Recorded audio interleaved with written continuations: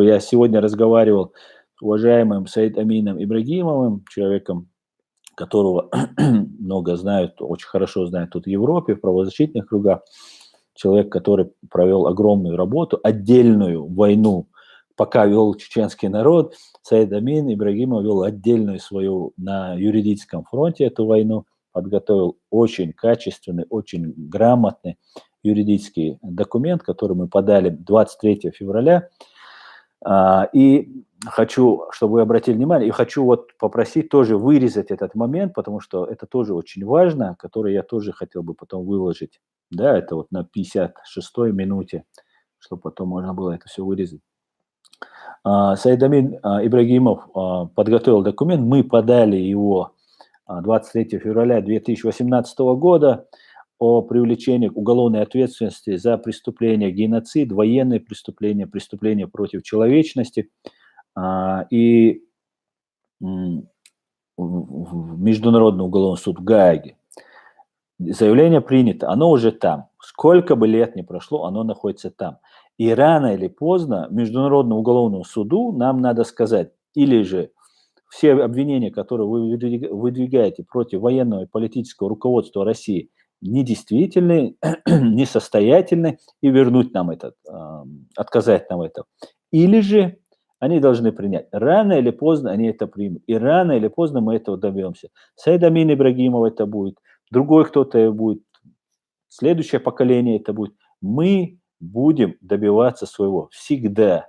И ни одна сволочь не уйдет от наказания, от уголовного, справедливого, честного суда. Иншаллах. Ни один преступник, ни один начальник питерского ОМОНа, который устраивал резню в Алдах, ни Катарюрти, который устраивал шаманов, ну и другие.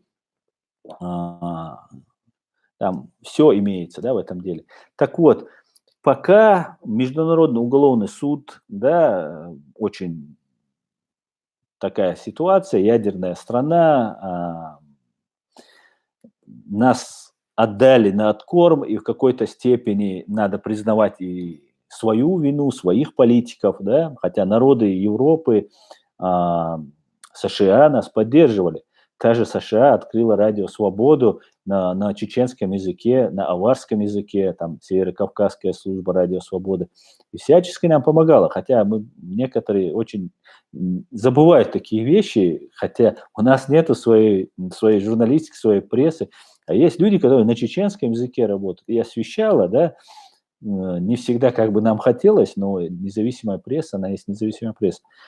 Так вот, в связи с тем, что Международный уголовный суд в Гааге не набрался мужества, чтобы по решению прокурора Международного уголовного суда принять дело к производству, мы вынуждены были, Саид Амин Ибрагимов обратился, написал, это видео тоже у меня есть, тут вы можете посмотреть Саида Амина Ибрагимова, вначале там на чеченском языке, там 7 минут, после этого он на русском языке уже не после, он сперва обращается к чеченцам и ингушам, а потом уже обращается на русском языке к председателю ООН, Организации Объединенных Наций, Гутеррешу.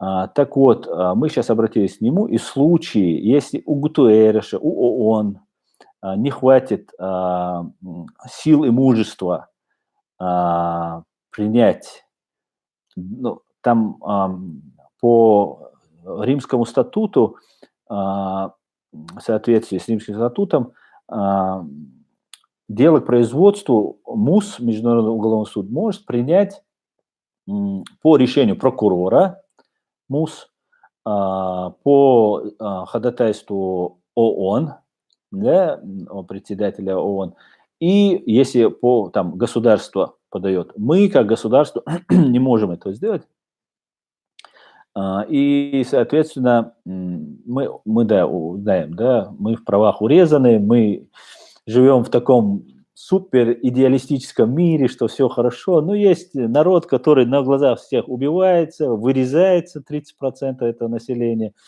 гнобят в тюрьмах второго сорта, да ты никто, да, все улыбаются, да-да-да, все хорошо.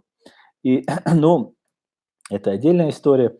Так вот, если ООН нам откажет, Саид Амин учредил, и будет об этом заранее объявлено, будет марш, пеший марш из, по-моему, Страсбурга, это будет отдельно потом будет оговорено, пеший марш в Гаагу. Уже очень много людей. Азербайджанцы изъявили желание, украинцы изъявили желание принять участие, русские изъявили желание принять участие.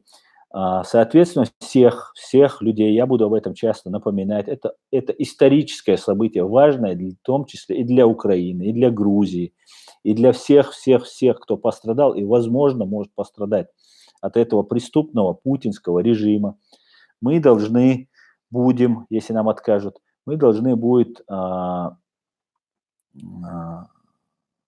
пройти пешим маршем, и чем больше нас, 1000 нас будет, 10 тысяч нас будет, 100 тысяч нас будет, все чеченцы просто обязаны это сделать.